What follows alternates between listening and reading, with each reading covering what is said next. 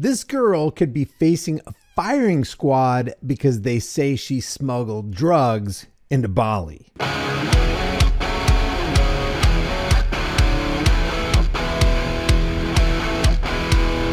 Hey guys, study after study shows that if you want strong bones and muscles, healthy hair, skin, teeth, and nails, you need the 5 types of collagen in your diet.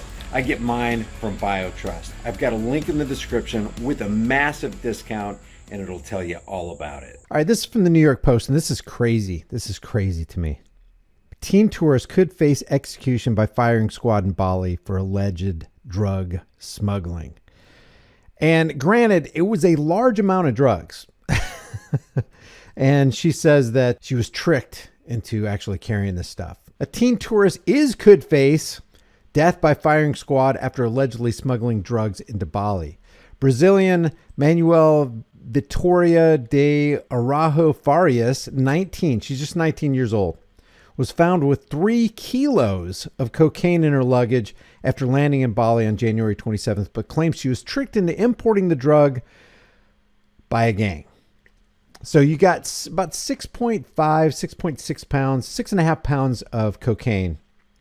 And they say she's trying to smuggle it into Bali. But her penalty could be death, facing a firing squad because it's punishable by death in Indonesia. Farias' lawyer says that she was only visiting the island to visit temples where monks pray for the sick, as her mother recently suffered a stroke, the Bali Times reported. The lawyer said they said that she could pray in the temples to ask for her mother's healing. So she flew to Bali from Brazil via Qatar. Some people say Qatar. But the drugs were not detected until she landed on the holiday island. Australian tourist Jeffrey Welton, a 52-year-old surf instructor from Perth, dodged the death penalty last month after getting caught with meth and heroin. He was sentenced to 8 months in a rehab facility rather than facing a firing squad. And here she is. She said she was tricked into carrying the drug haul by a gang.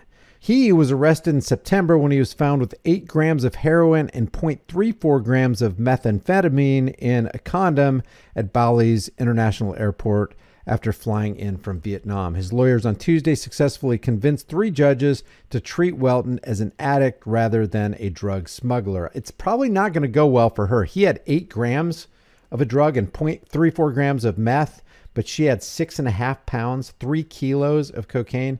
Probably not going to go very, very well for her. Welton is now in Bali's sober house. Narcotics laws in Indonesia are notoriously strict with the amount of drugs. So the CIA better not visit Bali then, because according to some, one of the biggest drug smugglers on earth is still the CIA, and nobody's even close. That's according to some. You know, that's not me. That's not my opinion. Or is it my opinion? Narcotics laws in Indonesia are notoriously strict with the amount of drugs smuggled, normally earning those convicted anywhere from 5 years in prison to a death sentence. You know, if you've got death staring you in the face, potentially being put up against a wall and facing a firing squad, you would probably be relieved to hear that you're going to just go to jail for 5 years. That's probably what they'll do with her. Now, if this was an American citizen, oh, now we got an international problem. What's going on here?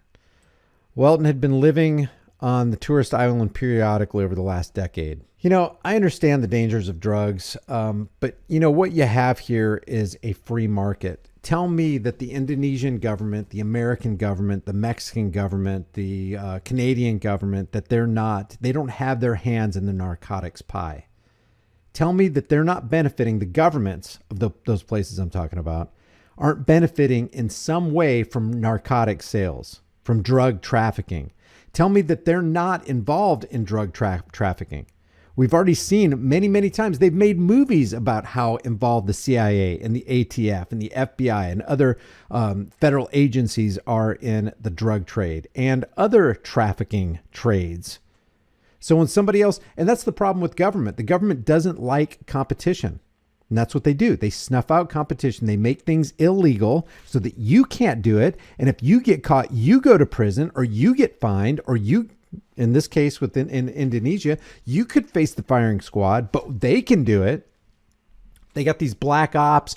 They got these operations where they run behind the lines and undercover, and nobody ever hears about them until an Iran-Contra pops up out of nowhere, or a Mena, Arkansas becomes a blip on the screen and everybody's paying attention to it. But nobody likes to pay attention to the fact that, oh man, you know what? Maybe BlackRock, Vanguard, the CIA, the FBI, the ATF, maybe they're involved in all this kind of stuff. Maybe they're actually involved in running guns. Who knows? Who knew? What's Operation Fast and Furious again? Oh yeah. So that's what the government does. They eliminate competition, making things illegal for you, but behind the scenes, they go ahead and do it because, there's got to be something that supports the petrodollar. And that would be the narco dollar, because the petrodollar is on shaky ground because of China and Russia. And they're like, hey, we're going to move away from the American dollar. And then everybody else sees that China and Russia is going to move away from the American dollar. What are they going to do? They're going to move away from the American dollar. Just so happens right now that America has a sweet deal under the United States and the powers that shouldn't be who run the United States. Other nations like Japan, Australia, the UK, they got to buy their oil by converting their currency into dollars. So now there's an artificial demand for dollars. And then they take those dollars and then they send them to the Middle East, and the Middle East gives them oil. But once that charade's over, once the music stops and there's no chair to sit in, hey, the game's up. So you can't run drugs, but the government can. And if somebody like this does that, well, they get offed. Because you became competition for the cartel, and they can't have that. They won't put themselves to death, but they'll put you to death. They won't put themselves in the woodshed or lock themselves behind bars, but they'll do that to you. So leave your thoughts about this. Do you think this is a little extreme to have a teen who, 6.5 pounds of cocaine, that's a lot of cocaine. That's a lot of drugs. There's something strange going on there, Skippy.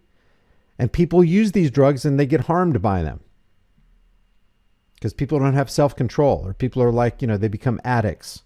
So I understand that part of it. But also with the drug trade, it's kind of interesting because it's like the alcohol trade. It's like alcohol before Prohibition, during Prohibition, and after Prohibition. It's all voluntary. Hey, I've got a case of whiskey. That's weird. I got $20 and I'd rather have your case of whiskey more than my $20. And the guy with the case of whiskey goes, I'd rather have your $20 more than my case of whiskey here. And then the government got involved in 1920 through 1933 and said, guess what? That was okay before. When the clock strikes midnight, if we catch you doing that, if we catch you buying, if we catch you selling, if we catch you transporting, if we catch you possessing alcohol, you're going down, buddy.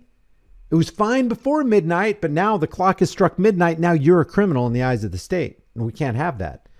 What was the government doing at that time? Oh, that's right. They were running alcohol, making tons and tons of money and forcing you out, eliminating their competition so that they could increase the prices. And alcohol became more dangerous to drink because if you ever heard of bathtub gin, they started creating, alcohol that was not really safe to drink, and it was kind of ruining people's lives and killing them. So when you add government, you think you got problems now? You got no problems until you add government to it. Whatever problems you thought you had will exponentially increase when government gets involved in it. So as bad as the drug trade is, as bad as drug addiction is, as bad as it is to create addicts, it seems like it's worse to add government to it. I'm from the government and I'm here to help. The 9 most terrifying words in the English language. So they're going to make it illegal. And if you start doing the things that they do, well, we're going to have to line you up on a firing squad. This is voluntary, mutually consensual business transactions between two people. You're not forcing anybody to buy your drugs. They're not forcing you to, sell the drugs. And as dangerous as that is, I'd rather have dangerous freedom over peaceful slavery any day of the week. Leave your thoughts about this for the World and Global Thought Police in the comment section below. If you haven't done so already, subscribe to this channel. Hit the bell notification icon. Give it a thumbs up. Share it with everybody you know. Don't forget to subscribe to my private email list through my website, highimpactflix.com. I have a brand new design in the store. It's I'm American. I have the right to bear arms, and no, your permission is not required. Leave your thoughts in the comments, and I'll see you in the next heavily censored shadow ban video.